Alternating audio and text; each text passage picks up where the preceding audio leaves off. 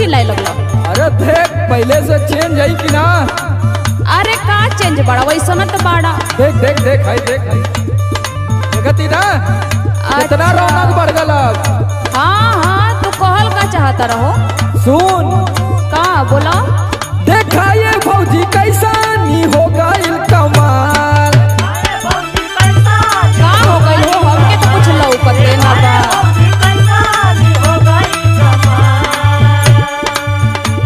मैं हर के घर में औते मोर फूल लागल गाल। अच्छा ये बात है।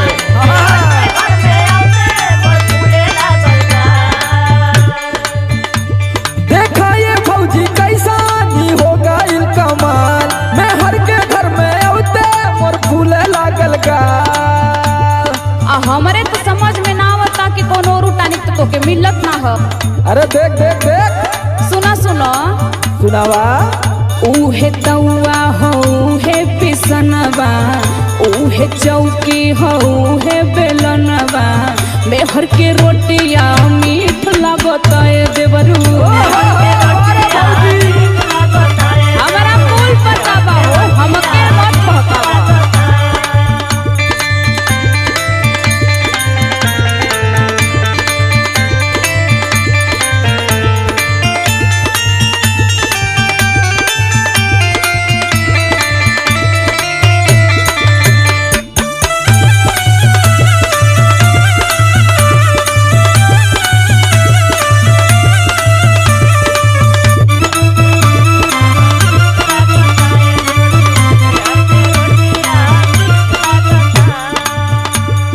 देख एक के तू रखत रहली हाँ आ एक के ऊ रखत हिय।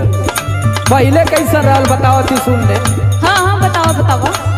भर घर फुहर से छीटल रहे राखी।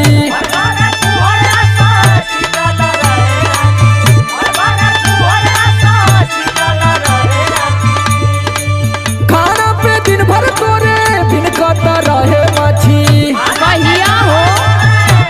अरे तू जानत ही हम देख लेना का। भर घर फुहर से छीटल रहे राखी। खाना पे दिन भर तोरे भिनकत रहे मछी।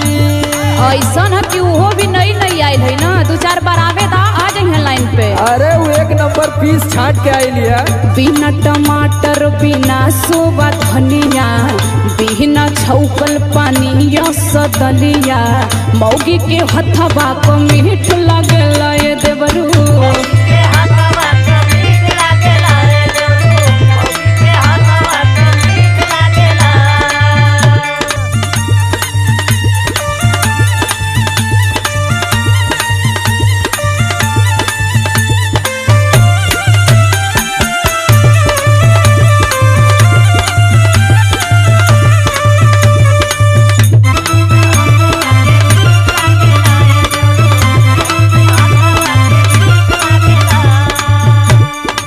अरे भौजी का हो?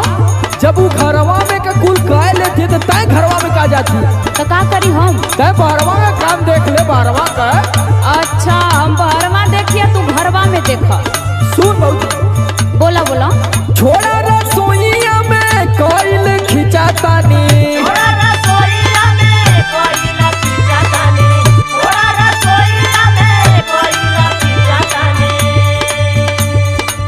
बहरे निकल के भौजी करायब गोबर पानी।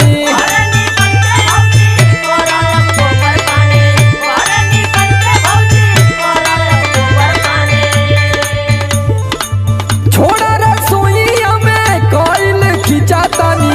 बहरे निकल के भौजी करायब गोबर पानी।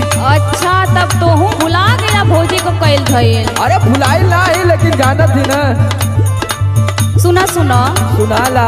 बाबू बोलवली तोहके देवर दुलरुआ हो गईला आज समर आलोक उबरुआ मेहर के बतिया मीठ लागेला ये देवरू।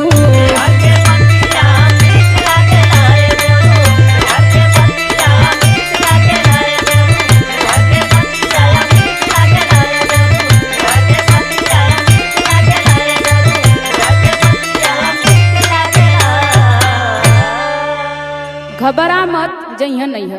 अरे भौजी देख, ऊ हमके छोड़ के 1 मिनट ना हिल सकेले।